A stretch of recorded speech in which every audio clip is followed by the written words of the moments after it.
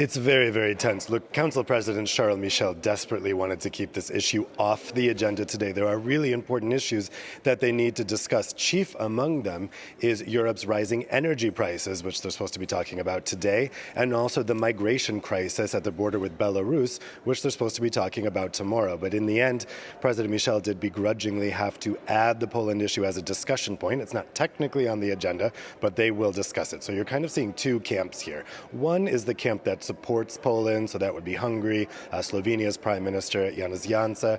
Then there's the camp like Mark Rutte from the Netherlands, Belgium, Sweden, who really want to push this issue and want a showdown about this today. And then you have the countries like France and Germany, which don't want this subject to hijack the entire summit and are very wary about what road this could be leading down if there's a very confrontational approach. Now, the key thing to watch today is going to be a bilateral meeting on the sidelines between German Chancellor Angela Merkel and Polish Prime Minister Mateusz Morawiecki. Merkel has really been urging caution here. She's very afraid of the spiral this could go down because she's afraid that if the EU gets very confrontational with the Polish right-wing government, they have no choice but to dig in their heels, because to be seen to be surrendering to the EU now would really get them in trouble with their own voters. But at the same time, the Polish government is in a very difficult position here. They're really gambling because EU membership is very popular in Poland. Polls show that only 8% of Polish people want to leave the EU. It's a complete non-vote getter. And a crisis in which it looks like the EU was ready to kick Poland out or to more realistically deprive it of all EU funding or a significant amount of EU funding could cause a governing crisis that could make the government collapse and cause new elections to come before they're scheduled in 2023. That is what the opposition leader Donald Tusk in Poland, former European Council president, is hoping for because he really wants to put this issue to the people and say, look, the right-wing government is taking this country out of the EU,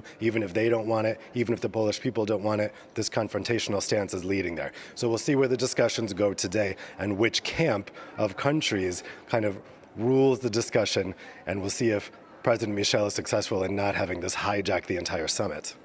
Yeah, we'll see what happens, Dave, but surely coordination is key now between Warsaw and Brussels over one of the other big issues that you mentioned there. That's this route of migrants coming through from Belarus into the EU. They're coming through the Polish border. So don't they all need to work together on that issue? And is this going to get in the way? Yeah, for sure. That is the big concern here, because that's a major crisis building up at the Polish-Belarus border, and they desperately need cooperation there because there's criticism on both sides. Of course, the EU is furious that Belarus seems to be purposefully using migrants as weapons in its dispute with the EU. They're trying to retaliate against the EU for the sanctions about the Belarusian fraudulent election.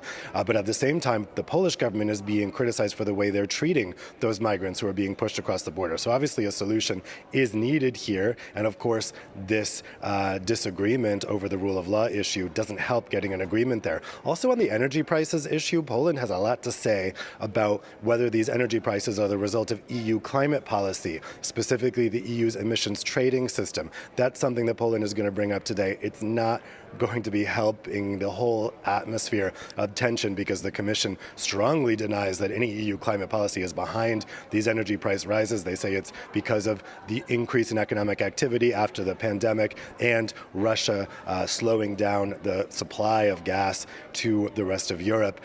So on these big issues, it just so happens that Poland is kind of at the center of the other two big debates that need to be discussed at this summit. And so the overall atmosphere of tension is really not going to help probably getting some breakthroughs on those issues. Energy issues, as you say, absolutely key, aside from those questions with Poland. How likely is it that we'll see big headline news coming out of this summit on energy prices?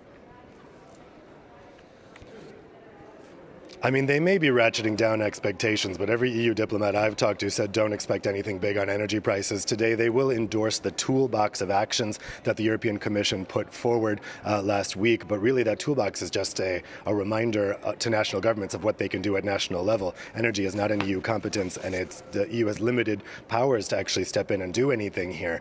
So they will endorse the toolbox, but in terms of taking coordinated group action to do something big at European level to try to tackle these rising energy prices, I keep being told not to expect anything. Maybe they're trying to dampen expectations. We'll see. We'll see indeed. Thanks very much indeed. Dave Keating live in Brussels at the summit.